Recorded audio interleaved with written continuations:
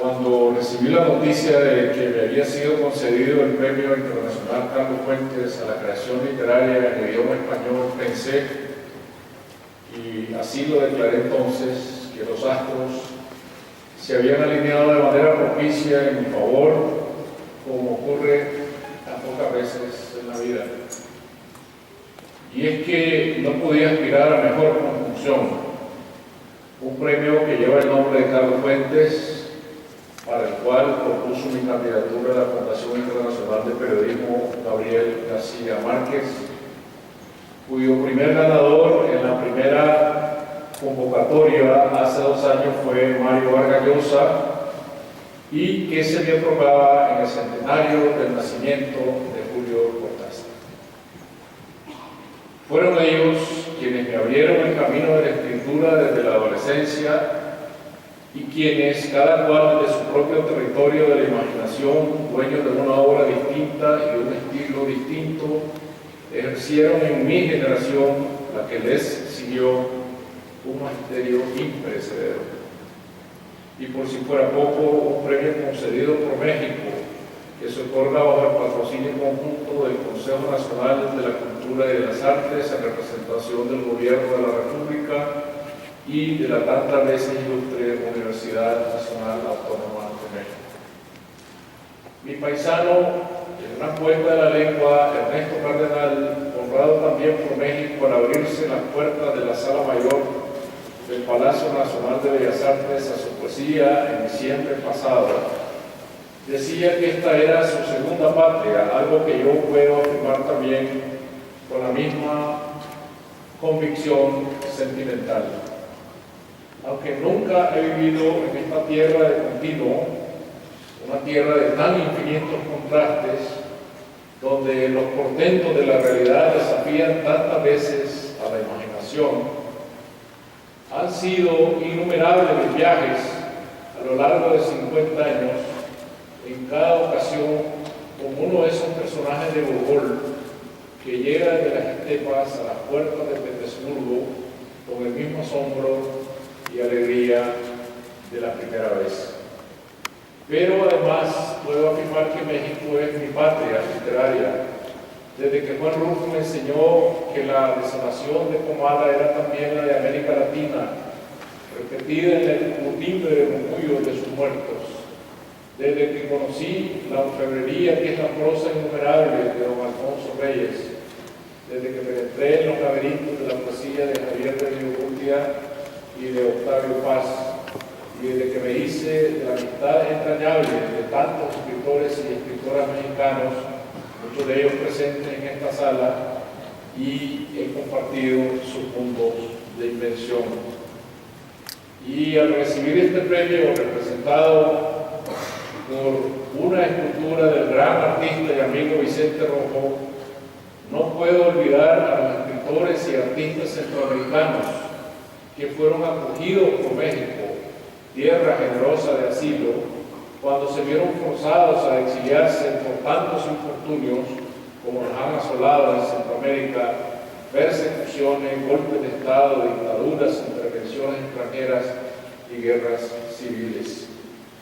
El general Sandino, el primero de ellos, escritor a su manera, que iluminó en las hermosas palabras de sus cartas y manifiestos su hazaña de defender la soberanía de mi patria, tantas veces puesta en riesgo y tantas veces mancillada por potencias extranjeras de un siglo a otro siglo. Una historia que parece una rueda que gira cada vez bajo un nuevo impulso para regresar siempre al mismo lugar. Salomón de la Selva, nicaragüense también, que escribió un inigualable canto a la independencia de México, lo mismo que Ernesto Mejía Sánchez, poeta y ensayista, discípulo de don Alfonso Reyes y compilador de su obra. El polígrafo hondureño don Rafael Eleodoro Valle, los guatemaltecos Carlos Mérida, artista plástico, Luis Cardoso Aragón, poeta y ensayista, Augusto Monterroso, narrador y maestro de narradores, Carlos Solórzano, dramaturgo, el escritor y dibujante Francisco Zúñiga, lo mismo que la cantante Chabela Vargas, la novelista Yolanda Oriamuno y la poeta Eunice Odio, centroamericanos todos se fundieron con México y México se fundió con ellos. Este premio pone al maestro delante de su discípulo, porque de Carlos Fuentes aprendí lecciones de escritura desde aquellos años de mi temprana juventud, cuando en mis primeros viajes a México bajaba ansioso las escaleras de la librería El Sótano para encontrarme con sus libros, entre ellos Aura, el primero de los suyos que leí y que creó en mí la decisión del misterio, con Cantar de Ciegos, que me enseñó la magia de la precisión, y con la región más transparente, todo un tejido coral de voces y una revelación de las claves de la escritura. Siempre admiré en Fuentes esa ambición ecuménica suya de tocar todos los registros y ver siempre en la historia una fuente de imaginación que nunca se agota. Desde su investidura de novelista supo que la vida contemporánea debe estar sujeta a una revisión crítica incesante y que bajo ese prisma debe ser vista también la historia. No solo exponer la realidad, también enfrentarla y juzgarla, nunca quedarse como testigo pasivo. Desde la muerte de Artemio Cruz, a Años con Laura Díaz, a La Silla del Águila, la historia de México vuelve siempre a ser expuesta con una calidad que yo llamaría profética. Vio con lucidez que la historia de su país estaba compuesta por planos superpuestos. La pirámide azteca de los sacrificios, el cuchillo de obsidiana y la sangre humeante en la piedra, abajo el oscuro inframundo que gobernaba las existencias y donde el mal escondía sus dientes y sus garras. Luego, sobre las ruinas, los edificios coloniales, conventos y cabildos de la parafernalia virreinal, que también estaba hecha de las mismas piedras del poder. La épica lucha por la independencia, el trágico imperio de opereta de Maximiliano, Santa Ana, que mandó celebrar sus funerales a su pierna mutilada, el Porfiriato, la épica de la Revolución. Fuentes pintó con palabras todo un mural en movimiento, como los que Diego Rivera y José Clemente Orozco pintaron con los pinceles pasados por la pólvora y el fuego.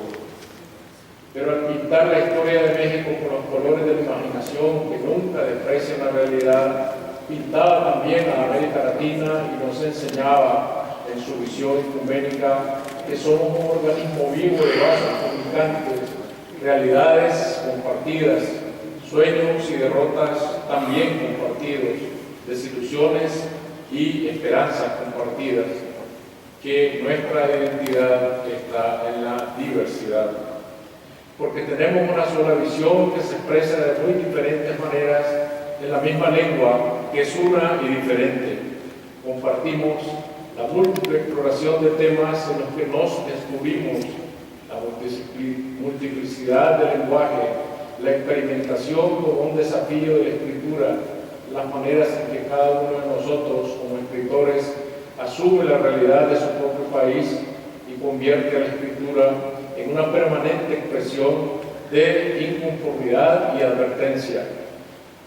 Antes, los temas literarios comunes de nuestra América fueron las satrapías militares, los dictadores engalonados, el infierno verde de los enclaves bananeros, las intervenciones militares extranjeras, las revoluciones y las guerras civiles, y otro aún hoy no dilucidado, el de la lucha permanente entre civilización y barbarie. Y otro, tampoco dilucidado todavía, el de la imaginación y la miseria, los abismos de la desigualdad que no terminan de cerrarse y que llevan a la angustiosa odisea de las migraciones masivas hacia la frontera con los Estados Unidos. En nuestro mundo contemporáneo real, del que la literatura no es sino un espejo irisado, las viejas parcas se visten hoy de sicarios.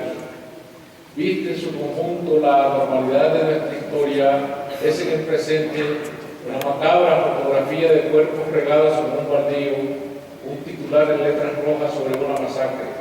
Pero en la vida y en la muerte de cada uno de esos seres cuyas vidas han sido cortadas, hay siempre una historia que contar. Y la novela es eso, descender al infierno de cada vida, de cada cuerpo mutilado, de cada cuerpo incinerado, porque la literatura no se ocupa de lo general, como los titulares de los periódicos, sino de lo específico, que son los seres humanos vistos en singular. Hemos buscado siempre indagar en la sustancia de la realidad para nutrir la imaginación, porque nuestra historia ha vivido en un estado de anormalidad permanente y esa anormalidad se transmuta a la literatura. Las anormalidades varían, pero sus inclemencias persisten y nos fijamos en ellas porque asombran y porque son, antes que nada, anormalidades éticas. La anormalidad que vivimos se ceba en el desajuste entre lo que queremos y lo que somos. En América Latina sufrimos alguna incongruencia de que los principios que inspiraron las luchas por la independencia siguen escritos en la letra de las constituciones, pero no terminan de abatir la desigualdad y crear prosperidad ahí donde el crimen y el terror y también la demagogia se incuban en la pobreza. Los novelistas también hemos sido cronistas de la violencia de las revoluciones, como lo fue Carlos Fuentes. Fui protagonista en mi patria de una revolución triunfante y puedo decir que la de hoy en Nicaragua y en América Latina no es una violencia que busca transformar la sociedad para hacerla más justa, sino una violencia criminal para envilecerla, pero tiene la misma raíz que se alimentan de la pobreza. Para entrar en el siglo XXI debemos dejar atrás primero el siglo XIX. Los escritores latinoamericanos somos cronistas de hechos y debemos registrarlos, exponerlos a la luz pública, iluminarlos. Somos testigos privilegiados de las ocurrencias de la vida cotidiana trastocada por la violencia, el miedo, la inseguridad, la corrupción, las grandes deficiencias del Estado de Derecho. Somos testigos de cargo.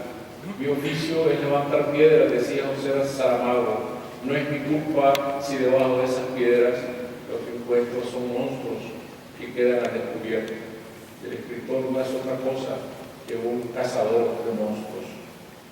La palabra siempre ha luchado por defenderse de las imposiciones intransigentes, de las dictaduras militares, de los autoritarismos mesiánicos, de los sectarismos religiosos, de los nacionalismos extremos, de las veleidades del poder económico, de la intransigencia dogmática, de las ideologías totalizantes que pretenden imponer un pensamiento único, lo que significa también imponer la mediocridad.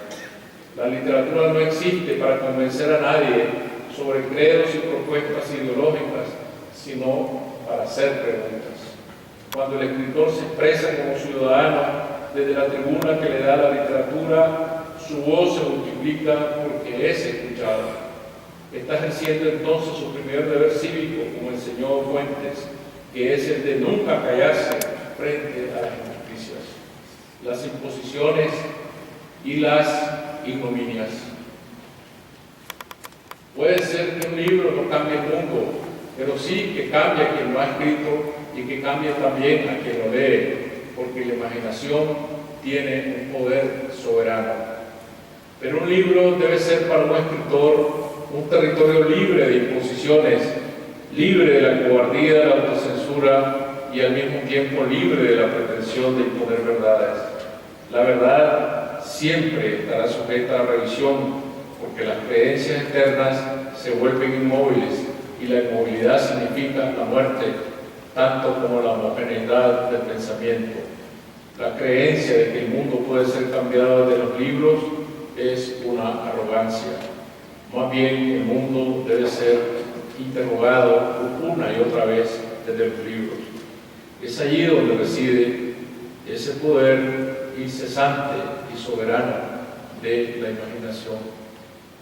Quiero terminar agradeciendo a mi esposa Julita la compañía de los largos 50 años que hemos vivido juntos. A ella le ha tocado siempre inventar las horas para que yo pueda escribir. Ella y mis hijos y mi nieta, nacida en México, han venido conmigo de Nicaragua para celebrar este momento hermoso de nuestras vidas. Y mil gracias a México, señor presidente, por esta premio que recibo con emoción y alegría, y que al honrarme a mí, honra al pequeño país de donde vengo y honra a la literatura centroamericana. Muchas gracias.